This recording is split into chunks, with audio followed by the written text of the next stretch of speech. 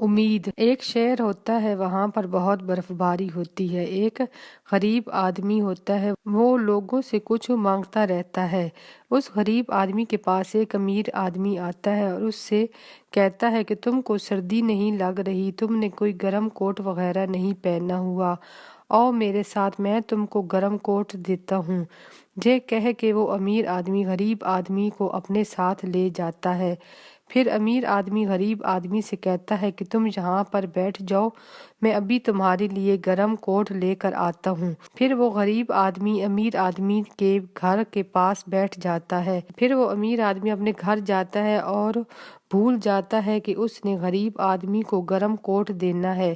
اسی طرح سے ساری رات گزر جاتی ہے۔ جب صبح ہوتی ہے تو امیر آدمی اپنے کمرے سے نکلتا ہے تو دیکھتا ہے کہ وہ غریب آدمی مرا ہوا پڑا ہے اور اس کے پاس ایک کاغذ پہ کچھ لکھا ہوا ہے۔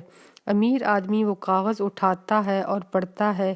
اس پر غریب آدمی کہتا ہے کہ تم نے میری امید ختم کر دی تھی، جو سردی سے لڑنے کے لیے میرے پاس تھی۔